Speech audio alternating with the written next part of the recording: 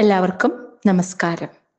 ശ്രീ വിഷ്ണു സഹസ്രനാമ സ്തോത്രം.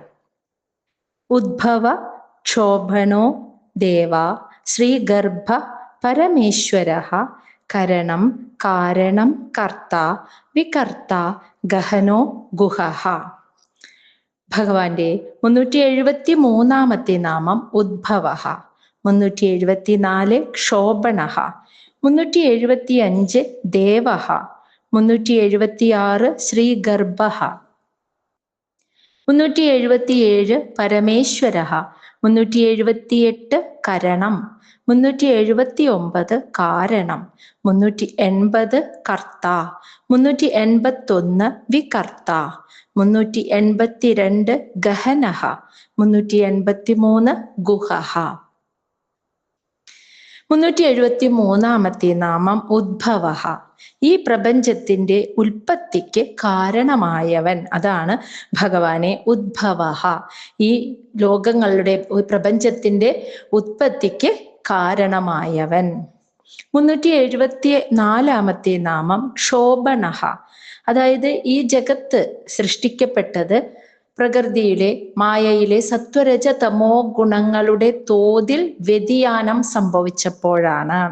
അപ്പോൾ മായയുടെ സത്വരജ തമോ ഗുണങ്ങളാകുന്ന ത്രിഗുണങ്ങളുടെ തോതിനെ ക്ഷോഭിപ്പിച്ചവൻ, പ്രകൃതിയെ ക്ഷോഭിപ്പിച്ചവൻ, അതാണ് ക്ഷോഭണഃ എന്ന് പറയുന്നത്.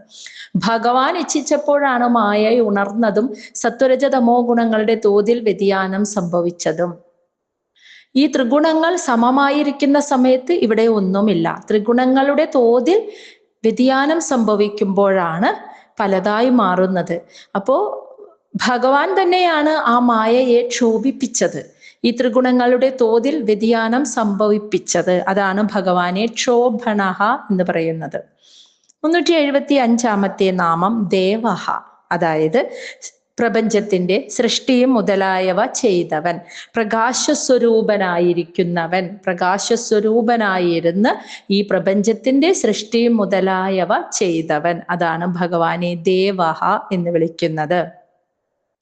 376 നാമം ശ്രീ ഗർഭഃ. ശ്രീ എന്നാൽ ഐശ്വര്യം, ഗർഭഃ എന്നാൽ ഐശ്വര്യത്തെ ഗർഭത്തിൽ വഹിച്ചവൻ. അതായത് ഈ പ്രപഞ്ചം സംസാര രൂപമാകുന്ന ശ്രീയെ അല്ലെങ്കിൽ ഐശ്വര്യത്തെ, അല്ലെങ്കിൽ പ്രപഞ്ചമാകുന്ന ഐശ്വര്യത്തെ ഗർഭത്തിൽ വെച്ചവൻ, ഗർഭത്തിൽ സൂക്ഷിച്ചവൻ എന്നർത്ഥം. അപ്പൊ ഈ പ്രപഞ്ചം എന്ന് പറയുമ്പോൾ ഈ 14 ലോകങ്ങളും ചേർന്ന ഈ സർവ്വലോകങ്ങളെയും സ്വന്തം ഗർഭത്തിൽ, ഉദരത്തിലാണ് ഭഗവാൻ സൂക്ഷിച്ചു വെച്ചത്. അപ്പോ ഈ പ്രപഞ്ചമാകുന്നത് ഭഗവാന്റെ വിഭൂതിയാണ്. ഭഗവാൻ തന്നെയാണ് ഈ പ്രപഞ്ചമായി പലതായി നേരത്തെ പറഞ്ഞിരുന്നു. സത്വരജ തമോ ഗുണങ്ങളുടെ വ്യതിചലനം സംഭവിച്ചപ്പോഴാണ് ഈ പ്രപഞ്ചം ഉണ്ടായത്. അത് തുല്യമായിരിക്കുമ്പോൾ ഒന്നും ഉണ്ടാവില്ല. ആ തോതിനെ ക്ഷോഭിപ്പിച്ചത് ഭഗവാനാണ്. അങ്ങനെ ക്ഷോഭിപ്പിച്ചപ്പോൾ പ്രപഞ്ചം ഉണ്ടായി. ആ ഉണ്ടായ പ്രപഞ്ചത്തെ ഉണ്ടാകുന്നതിന് മുൻപ് അതിനെ ഭഗവാന്റെ ഉദരത്തിലാണ് സൂക്ഷിച്ചിരുന്നത്. അതാണ് ഇവിടെ പറയുന്നത്, ശ്രീയെ, പ്രപഞ്ചമാകുന്ന ശ്രീയെ അല്ലെങ്കിൽ ഐശ്വര്യത്തെ ഗർഭത്തിൽ സൂക്ഷിച്ചവൻ, അതാണ് ശ്രീ ഗർഭഃ എന്ന് പറയുന്നത്. 377 നാമം പരമേശ്വരഃ. പരമനും ഉത്കൃഷ്ടനുമായിരിക്കുന്നവൻ ഭഗവാനാണ്, അതാണ് പരമേശ്വരഃ എന്ന് പറയുന്നത്. 378 കരണം. കരണം എന്നാൽ ഉപകരണങ്ങള്. ഈ പ്രപഞ്ചത്തിന്റെ ഉൽപ്പത്തിക്ക് കാരണമാകുന്ന ഉപകരണങ്ങൾ എന്തൊക്കെയാണോ അത് ഭഗവാൻ തന്നെയാണ്. അതാണ് ഭഗവാനെ കരണം എന്ന് വിളിക്കുന്നത്. അപ്പോ പ്രപഞ്ചത്തിന്റെ ഉദ്ഭവസ്ഥാനമായിരുന്നതും ഭഗവാൻ, ഉദ്ഭവത്തിന് കാരണമായ ത്രിഗുണങ്ങളെ വ്യതിചലിപ്പിച്ചത്, ക്ഷോഭിപ്പിച്ചതും ഭഗവാൻ, ആ ത്രിഗുണങ്ങളുടെ വ്യതിചലനം ഉണ്ടാകുന്നതിന് മുൻപ് ഈ പ്രപഞ്ചത്തെ തന്റെ ഗർഭത്തിൽ സൂക്ഷിച്ചതും ഭഗവാൻ, ഇനി ഈ ലോകത്തിന്റെ ഉത്പത്തിക്ക് കാരണമാകുന്ന ഉപകരണങ്ങളായതും ഭഗവാൻ തന്നെ. അതാണ് കരണം എന്ന നാമത്തിനർത്ഥം. 379 കാരണം. അതായത് ഈ ലോകത്തിന്റെ ഉത്പത്തിക്ക് കാരണമായവൻ, അതാണ് കാരണം എന്ന് ഭഗവാനെ വിളിച്ചത്. ഇനി 380 കർത്ത. കർത്ത എന്നാൽ സ്വതന്ത്രനായിരിക്കുന്നവൻ എന്ന്. ഭഗവാനാണ് ഈ പ്രപഞ്ചത്തിന്റെ ഉത്പത്തിക്ക് കാരണമായത്, അതിനുള്ള ഉപകരണമായത്. അതിന് ത്രിഗുണങ്ങളെ വ്യതിചലിപ്പിച്ചത് എല്ലാം ഭഗവാൻ തന്നെ. പക്ഷേ ഭഗവാൻ ആ ലോകത്തിൽ, ഈ പ്രപഞ്ചത്തിൽ, ഈ മായയിൽ പെടുന്നില്ല, പൂർണ്ണ സ്വതന്ത്രനാണ്. അതാണ് ഭഗവാനെ കർത്ത എന്ന് വിളിക്കുന്നത്. പ്രപഞ്ചത്തിന്റെ ഉത്പത്തിക്ക് കാരണമാണ്, പക്ഷെ ഭഗവാൻ അതിൽ നിന്നും സ്വതന്ത്രനാണ്. 381 നാമം വികർത്ത. വികർത്ത എന്നാൽ വിചിത്രങ്ങളായ ഭുവനങ്ങളുടെ രചയിതാവ് എന്നർത്ഥം. അപ്പൊ പലതായിട്ടുള്ള വിചിത്രങ്ങളായ ലോകങ്ങളുടെ രചയിതാവാണ് ഭഗവാൻ. അതാണ് ഭഗവാനെ വികർത്ത എന്ന് വിളിക്കുന്നത്. ഇനി 382 ഗഹനഹ. ഗഹനമായിരിക്കുക എന്ന് വെച്ചാൽ ഒളിഞ്ഞിരിക്കുക അല്ലെങ്കിൽ മറഞ്ഞിരിക്കുക എന്നർത്ഥം. അപ്പോൾ ആർക്കും അറിയാൻ കഴിയാത്ത വിധം സ്വരൂപം, സാമർത്ഥ്യം, പ്രവൃത്തി എന്നിവയോട് കൂടിയവൻ എന്നാണ് അർത്ഥം. അതായത് മായയുടെ ശക്തിയാൽ നമുക്ക് ആർക്കും, ഈ പ്രപഞ്ചം മുഴുവൻ നിറഞ്ഞു നിൽക്കുന്നത് ഭഗവാനാണെന്ന് മനസ്സിലായി. ഭഗവാനാണ് അതിൻ്റെ ഉത്പത്തിക്ക് കാരണം, ഭഗവാൻ തന്നെയാണ് അതിനുള്ള ഉപകരണമായതും ഉദ്ഭവത്തിന് ഹേതുവായതും എല്ലാം ഭഗവാനാണെന്ന് നമുക്കറിയാം. പക്ഷേ അങ്ങനെ നമുക്ക് സർവ്വതിലും ഭഗവാനെ ദർശിക്കാൻ സാധിക്കുന്നില്ല. കാരണം അത് മായയുടെ ശക്തിയാലാണ്. അപ്പോൾ നമുക്ക് ആർക്കും അറിയാൻ കഴിയാത്ത സ്വരൂപവും സാമർത്ഥ്യവും പ്രവൃത്തിയും ഒക്കെ കൂടിയവനാണ് ഭഗവാൻ. അങ്ങനെ സ്വന്തം സ്വരൂപത്തെ നമ്മിൽ നിന്നും മറച്ചു പിടിച്ചവനാണ്. അതാണ് ഗഹനഹ എന്ന് പറയുന്നത്. ഇനി 383 ഗുഹഹ. ഗുഹഹ എന്നാൽ സ്വന്തം മായാശക്തി കൊണ്ട് സ്വന്തം സ്വരൂപത്തെ മറച്ചു വെച്ചവൻ. അതാണ് ഗുഹഹ എന്ന് പറയുന്നത്. ഭഗവാൻ തന്നെയാണ് ഭഗവാന്റെ തന്നെ മായാശക്തി കൊണ്ട്, മായയുടെ ശക്തിയാൽ ഭഗവാന്റെ തന്നെ സ്വരൂപത്തെ നമ്മിൽ നിന്നും മറച്ചു പിടിച്ചത്. അങ്ങനെ മറച്ചു വെച്ചവനായതുകൊണ്ട് ഭഗവാനെ ഗുഹഹ എന്ന് വിളിക്കുന്നു. വ്യവസായോ വ്യവസ്ഥാനഃ സംസ്ഥാനഃ സ്ഥാനദോ ധ്രുവഃ പരർദിഃ പരമഃ സ്പഷ്ട തുഷ്ടഃ പുഷ്ടശുഭേക്ഷണഃ. 384 വ്യവസായഃ. 385 വ്യവസ്ഥാനഃ. 386 സംസ്ഥാനഃ. 387 സ്ഥാനദഃ. 388 ധ്രുവഃ. 389 പരർദിഃ. 390 പരമസ്പഷ്ടഃ. 391 തുഷ്ടഃ. 392 പുഷ്ടഃ. 393 ശുഭേക്ഷണഃ. അപ്പോൾ ഭഗവാന്റെ 384 നാമം വ്യവസായഃ എന്നാൽ ജ്ഞാനസ്വരൂപൻ ആയിരിക്കുന്നവൻ എന്നർത്ഥം. അപ്പൊ വ്യവസായഃ എന്ന നാമത്തിന്റെ അർത്ഥം ജ്ഞാനസ്വരൂപനായിരിക്കുന്നവൻ. ജ്ഞാനം തന്നെയാണ് ഭഗവാൻ. അങ്ങനെ ജ്ഞാനത്തിന്റെ സ്വരൂപത്തോടു കൂടിയ സർവേശ്വരൻ. 385 നാമം വ്യവസ്ഥാനഃ. അതായത് സകലത്തിന്റെയും വ്യവസ്ഥ ആരിലാണോ സ്ഥിതി ചെയ്യുന്നത് ആ ഭഗവാൻ. അതാണ് ഭഗവാനെ വ്യവസ്ഥാനഃ എന്ന് പറയുന്നത്. ഈ പ്രപഞ്ചത്തിൽ ഭഗവാൻ ഓരോന്നിനായി ഓരോ വ്യവസ്ഥ കൽപ്പിച്ചു വെച്ചിട്ടുണ്ട്.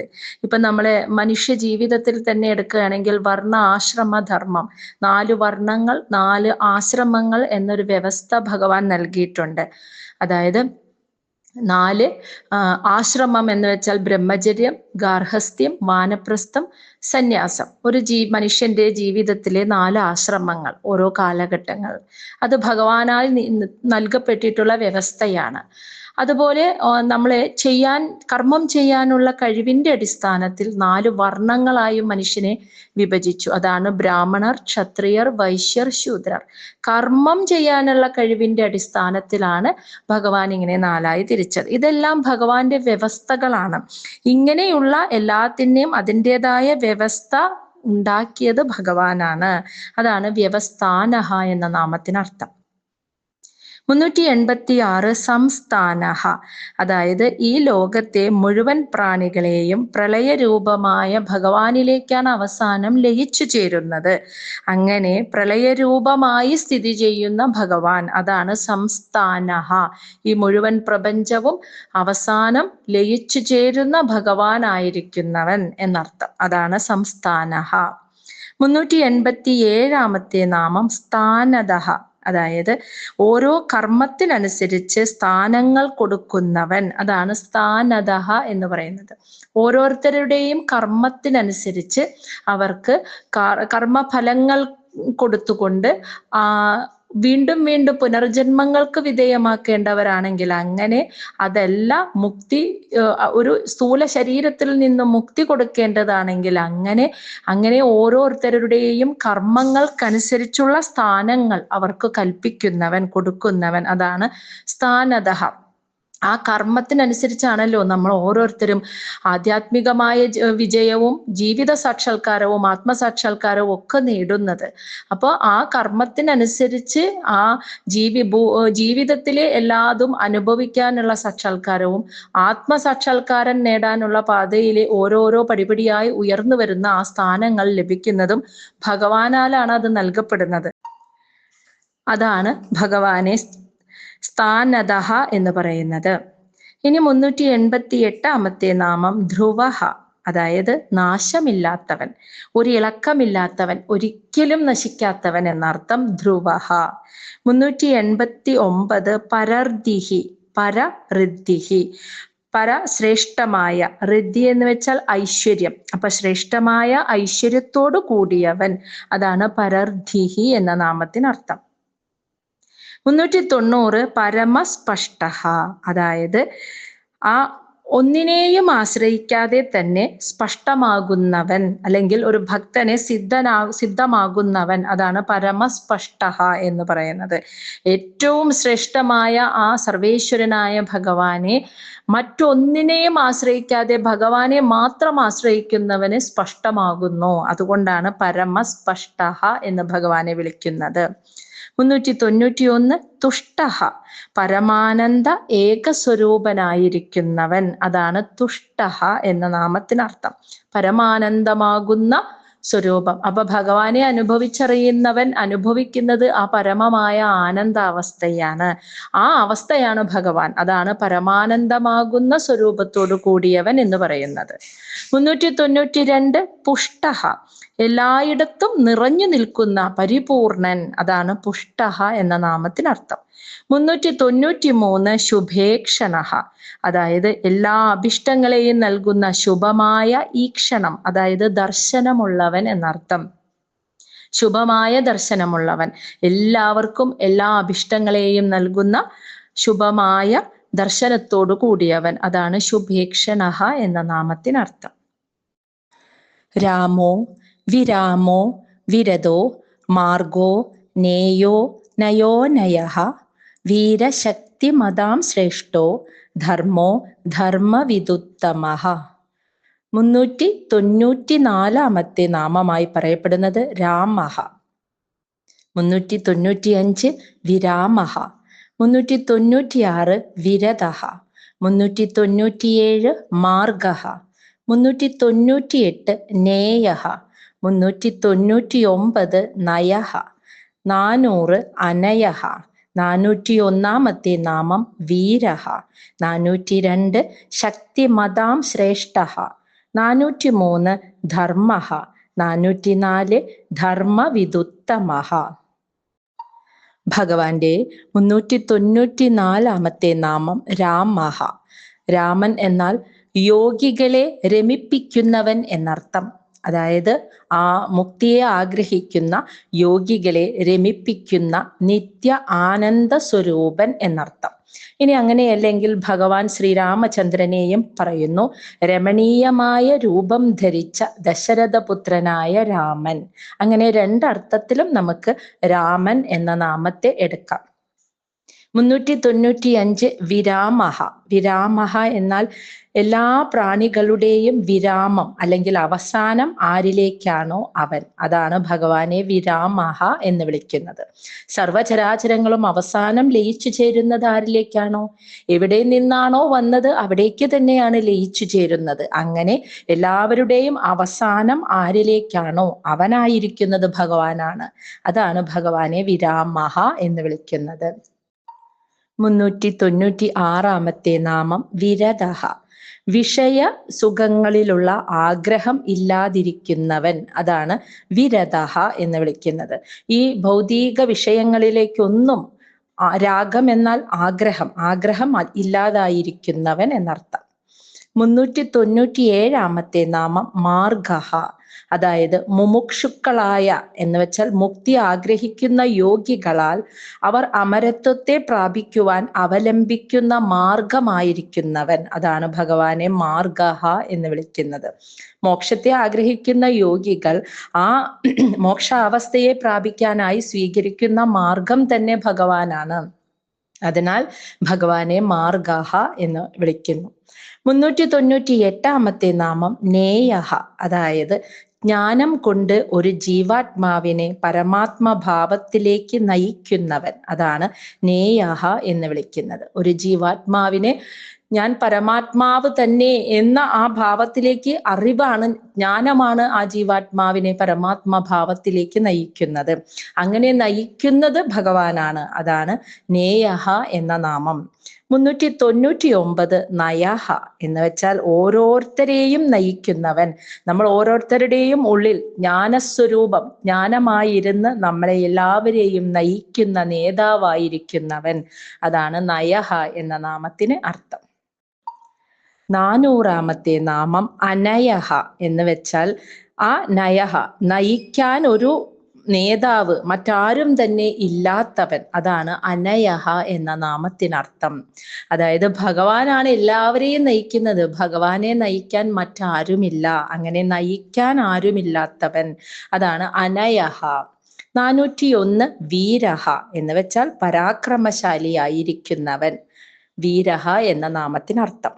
402 ശക്തി മതാം ശ്രേഷ്ഠഹ, അതായത് ശക്തിയുള്ള ബ്രഹ്മാവ് മുതലായ ശക്തിമാന്മാരിൽ വെച്ച് ശ്രേഷ്ഠൻ എന്ന് വെച്ചാൽ ശക്തിമാൻ. അതാണ്. അപ്പോൾ ബ്രഹ്മാവ് മുതലായുള്ള മറ്റെല്ലാ ദേവന്മാരിലും വെച്ച് ഏറ്റവും ശ്രേഷ്ഠനായിരിക്കുന്നത് ഭഗവാൻ, ശക്തിമാനായിരിക്കുന്നത് ഭഗവാൻ. അതാണ് ശക്തിമതാം ശ്രേഷ്ഠഹ എന്ന നാമത്തിന് അർത്ഥം. 403 ധർമ്മഹ, സകല ചരാചരങ്ങളുടെയും രൂപത്തെ ധരിക്കുന്നവൻ എന്നും ധർമ്മങ്ങളാൽ ആരാധിക്കപ്പെടുന്നവൻ എന്നും രണ്ടർത്ഥമുണ്ട്. അതായത് ധർമ്മഹ എന്നാൽ സകല ഭൂതങ്ങളെയും ധരിക്കുന്നവൻ എന്നും, അതായത് സംരക്ഷിക്കുന്നവൻ, അതിൻ്റെ രൂപത്തെ ധരിക്കുന്നവൻ എന്നും അർത്ഥമുണ്ട്. ധർമ്മം കൊണ്ട് മാത്രം ആരാധിക്കപ്പെടുന്നവൻ എന്നും അർത്ഥമെടുക്കാം. 404 നാമം ധർമ്മവിദ് ഉത്തമഹ, അതായത് അറിയുന്നവരിൽ വെച്ച് ഉത്തമനായിരിക്കുന്നവൻ. ശ്രുതി, സ്മൃതി എന്നിവയാൽ അറിയപ്പെടുന്ന ആ ഭഗവാൻ, ഇവയൊക്കെ ഭഗവാൻ തന്നെയാണ് ശ്രുതിയും സ്മൃതിയും ആയിരിക്കുന്നത്. ഇവയിലൂടെ അറിയപ്പെടുന്ന ആ ധർമ്മം അറിയുന്നവരിൽ തന്നെ വെച്ച് ഏറ്റവും ഉത്തമനായിരിക്കുന്നവനാണ് ഭഗവാൻ. എന്ന് വെച്ചാൽ ആ ശ്രുതികൾ, വേദങ്ങൾ കൊണ്ടൊക്കെ നമ്മൾ അറിയുന്നത് ആ ഭഗവാനെയാണ്. അപ്പൊ ധർമ്മം തന്നെ സ്വരൂപമായിരിക്കുന്നത് ആ ഭഗവാനാണ്. അതുകൊണ്ടാണ് ധർമ്മവിദ് ഉത്തമഹ, ധർമ്മത്തെ അറിയുന്നവരിൽ വെച്ച് ഉത്തമനായിരിക്കുന്ന എന്ന് ഭഗവാനെ വിളിക്കുന്നത്. വൈകുണ്ഠ പുരുഷ പ്രാണ പ്രാണധ പ്രണവ പൃഥുഹു ഹിരണ്യ ഗർഭ ശത്രുഘ്നോ വ്യാപ്തോ വായുരഥോക്ഷജഃ. ഭഗവാന്റെ 405 നാമം വൈകുണ്ഠഃ. 406 പുരുഷഃ. 407 പ്രാണഃ. 408 പ്രാണദഃ. 409 പ്രണവഃ. 410 പൃഥുഹു. 411 ഹിരണ്യഗർഭഃ. 412 ശത്രുഘ്നഃ. 413 വ്യാപ്തഃ. 414 വായുഹു.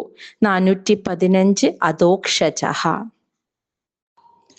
405 വൈകുണ്ഠഃ എന്ന് വെച്ചാൽ സകല ഭൂതങ്ങളുടെയും ഗതിയെ അവരോധിക്കുന്നവൻ എന്നർത്ഥം.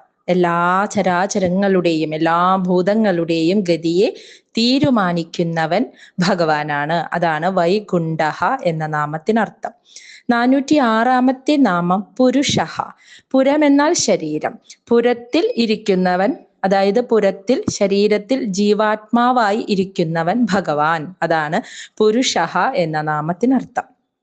407 പ്രാണഃ, അതായത് ജീവാത്മാവായി ഇരിക്കുന്ന ആ ഭഗവാൻ പ്രാണവായുവിന്റെ രൂപത്തിൽ ശരീരത്തിൽ ഇരുന്ന് എല്ലാ ശരീരങ്ങളെയും ചേഷ്ടിക്കുന്നവൻ. അതാണ് പ്രാണഃ എന്ന നാമത്തിന് അർത്ഥം. അതായത് ഭഗവാൻ, ആ ജീവാത്മാവായിരിക്കുന്ന ഭഗവാൻ പ്രാണവായുവിന്റെ രൂപത്തിൽ എല്ലാ ശരീരത്തിലും ഇരുന്ന് ശരീരത്തെ ചേഷ്ടിക്കുന്നവൻ.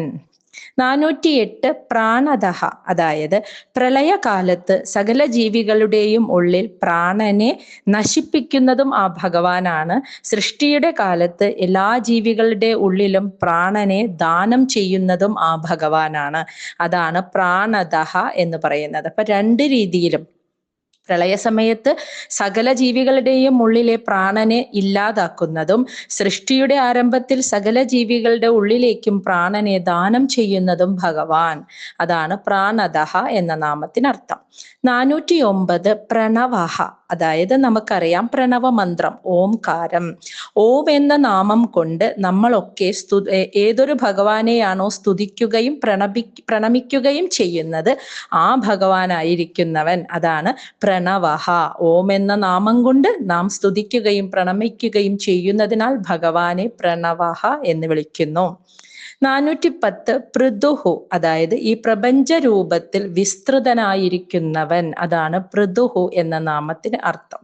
പ്രപഞ്ചത്തിന്റെ സ്വരൂപത്തിൽ അത്രയും വിശാലമായിരിക്കുന്നവൻ എന്നർത്ഥം. 411 ഹിരണ്യഗർഭഃ. ഹിരണ്യഗർഭൻ ബ്രഹ്മാവാണ്. അപ്പൊ ബ്രഹ്മാവിന്റെ ഉത്പത്തിക്ക് കാരണമായ അണ്ഡം ഏതൊരു ഭഗവാന്റെ വീര്യത്തിൽ നിന്നാണോ ഉണ്ടായത് ആ ഭഗവാനെ ഹിരണ്യഗർഭഃ എന്ന് വിളിക്കുന്നു. 412 ശത്രുഘ്നഃ, അതായത് ശത്രുക്കളെ നശിപ്പിക്കുന്നവൻ. അതാണ് ശത്രുഘ്നഃ എന്ന നാമത്തിന് അർത്ഥം.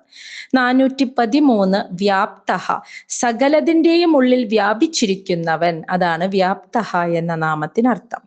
414 വായുഹു, അതായത് ഗന്ധത്തെ വായുവിനെ ഉണ്ടാക്കുന്നവൻ നയിക്കുന്നവൻ. അതാണ് വായുഹു എന്ന നാമത്തിന് അർത്ഥം. 415 അധോക്ഷജഃ, അതായത് ഇന്ദ്രിയങ്ങളെ അടക്കി കഴിയുമ്പോൾ മാത്രം പ്രകടമാകുന്നവൻ എന്നൊരർത്ഥമുണ്ട് അധോക്ഷജഃ എന്ന നാമത്തിന്. ഇന്ദ്രിയങ്ങളെ അടക്കിയാൽ മാത്രം പ്രകടമാകുന്നവൻ എന്നും ആകാശത്തിനും ഭൂമിക്കും മധ്യത്തിൽ വിരാട് രൂപത്തിൽ പ്രകടമായിരിക്കുന്നവൻ എന്നും രണ്ടർത്ഥം ഉണ്ട് അധോക്ഷജ എന്ന നാമത്തിന്.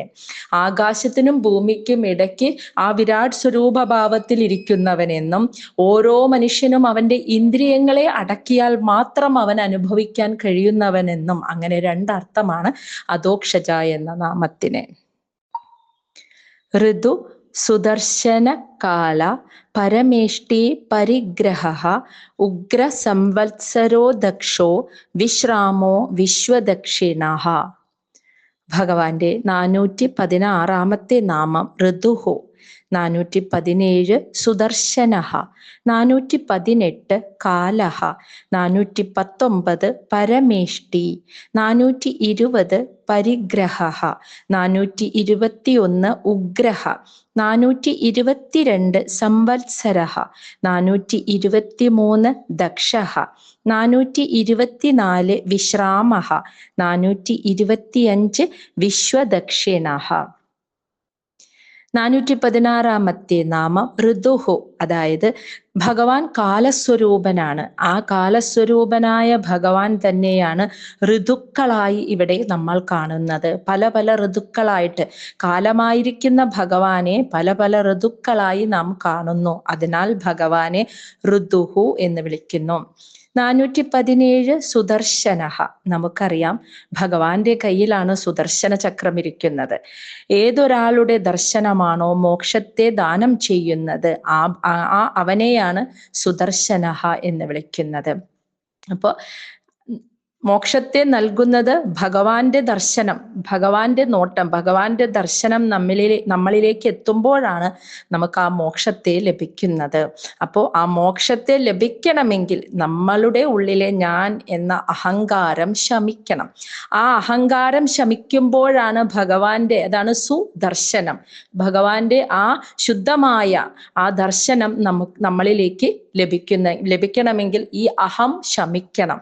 അപ്പോൾ അതുകൊണ്ടാണ് സുദർശന ചക്രം, അഹങ്കാരത്തെ ഇല്ലായ്മ ചെയ്യുന്നതാണ് സുദർശന ചക്രം. അപ്പോൾ ആ അഹം ഇല്ലാതാകുമ്പോഴാണ് സുദർശനം നമുക്ക് ലഭിക്കുന്നത്.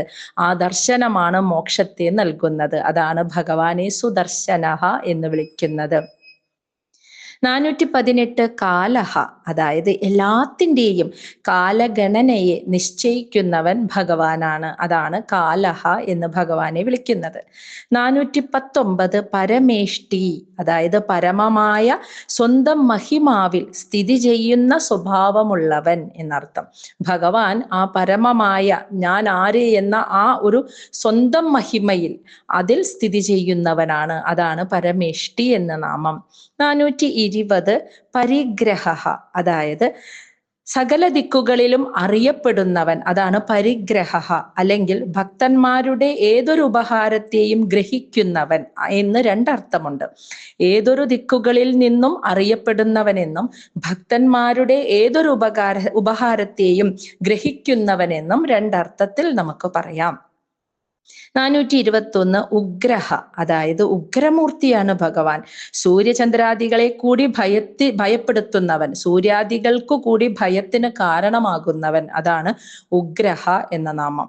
422 സംവത്സരഹ, സകല ഭൂതങ്ങളുടെയും വാസസ്ഥാനമായിരിക്കുന്നവൻ. അതാണ് സംവത്സരഹ എന്ന നാമത്തിനർത്ഥം. 423 ദക്ഷഹ, അതായത് ഈ ജഗത്തിന്റെ രൂപത്തിൽ വർദ്ധിക്കുന്നവൻ എന്നൊരർത്ഥവുമുണ്ട്. സകല കാര്യങ്ങളിലും വളരെ വേഗത്തിൽ ചെയ്യുന്നവൻ എന്നും അർത്ഥമുണ്ട്. അപ്പൊ രണ്ടർത്ഥമാണ് ദക്ഷഹ എന്ന നാമത്തിന്. ഈ ജഗത്തിന്റെ രൂപത്തിൽ വർദ്ധിക്കുന്നവൻ എന്നും സകല കാര്യങ്ങളും വളരെ വേഗത്തിൽ ചെയ്യുന്നവൻ എന്നും അർത്ഥമുണ്ട്.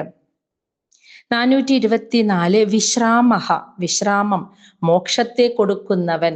ഈ ജനന മരണ ചക്രത്തിൽ നിന്നുമുള്ള ഒരു വിശ്രമം ആണ് മോക്ഷാവസ്ഥ. ആ മോക്ഷത്തെ കൊടുക്കുന്നവൻ, അതാണ് വിശ്രാമഹ എന്ന നാമത്തിനർത്ഥം.